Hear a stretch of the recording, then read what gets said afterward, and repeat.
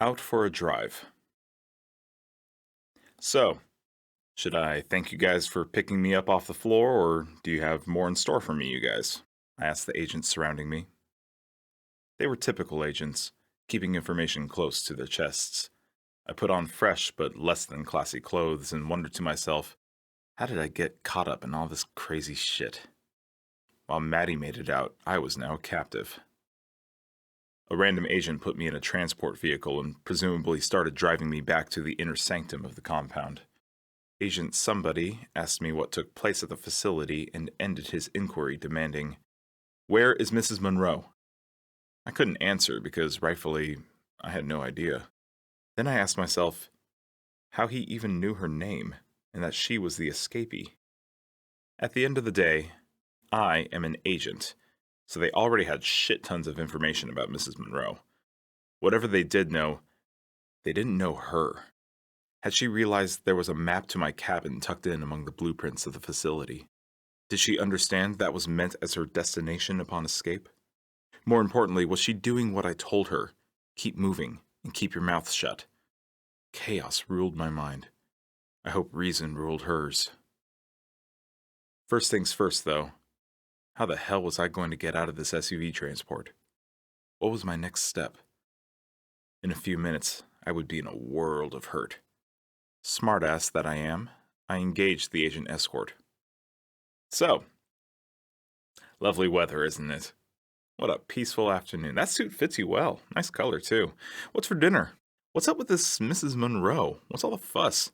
What are we looking for in all this mess? What's the plan? Or is it secret? I just had to know if I could pluck him with humor. The prick agent went into newbie eager detail. Be serious. Mrs. Monroe is not only a threat to millions of innocent people, but a threat to herself. She must be caught and retained for the standard procedures, otherwise all of our work is shattered. How could this beautiful, smart, and charming lady be a threat to anyone? Lord, she looked at me as if I were the devil when I accidentally killed her jerk husband. Her sobbing rang in my ears, so full of tender rage. Suddenly, I realized, I am a complete idiot. Whether it was fading adrenaline or lingering grief or mental breakdown, I'd let down my guard. Shit, I wasn't in the compound. An agent douchebag and I weren't alone in the SUV. Driving down a window-shaded, dusty desert road, I envisioned a chance to cut loose into the wild. No fortified compound to contain me. I asked the mystery agents around me. So, do I get a gun, or are you all going to treat me differently? I am Agent Nick Wolfe. Agents being agents stayed silent. Only the newbie gave a chuckle. He hadn't yet learned to keep his mouth and emotions closed. Discipline would rid him of those traits.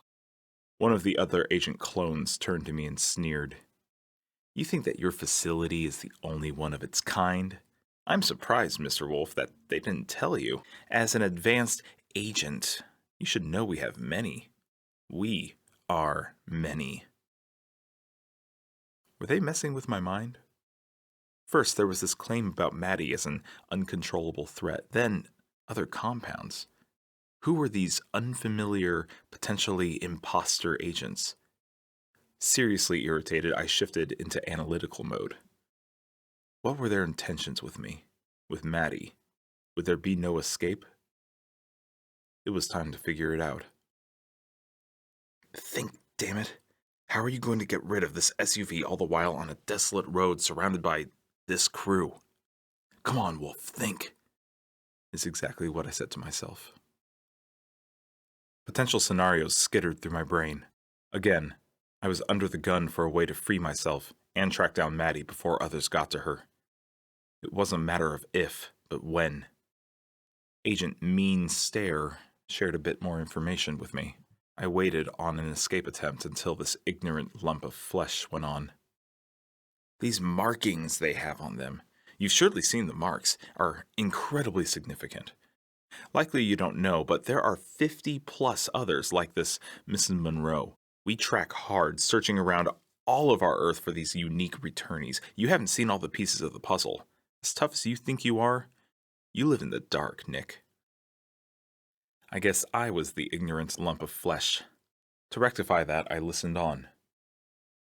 We like to call them the marked, and with each passing minute on our planet, they develop abilities such that no harm can come to them. Bullets, knives, and weapons of any kind crumble before anything nears their bodies.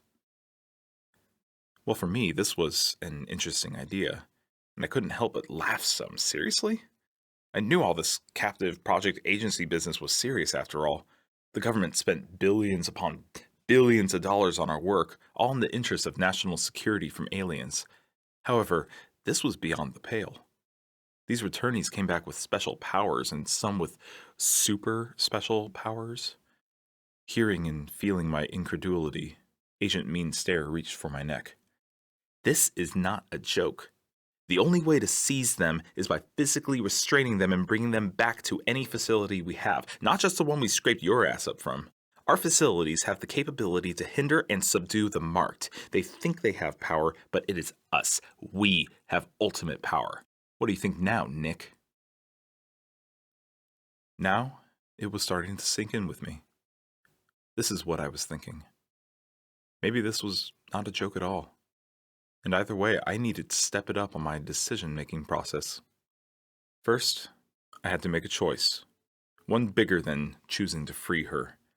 I had to choose between mankind and Maddie. Not surprisingly, even in the midst of all this insanity, I made the same choice as before. Maddie. Agent to agent, I again asked them for a gun. Hey, I needed protection too. Without another word, I watched Agent Meanstare turn his head to the front of a dust-battered windshield. I guess body language is a form of speech, and I think it was about all I would get from these numbskulls. I hesitated for a moment in my mind before hesitating again, then thought that this is no time for pussyfooting. If I were to save Maddie and myself, this shit needed to get real. Unbeknownst to them, this supposed dummy, me, already freed himself from his handcuffs. Simply put, I was made for this shit. I was poised for action. As part of the training, we top agents take abuse after abuse because we know we will survive.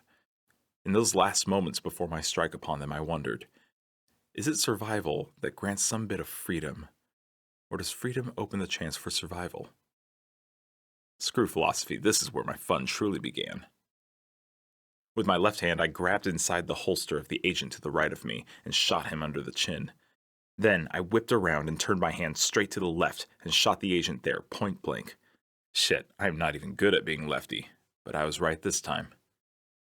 The other passenger ass agent quickly unholstered his gun, and I smacked him with the butt of my stolen gun.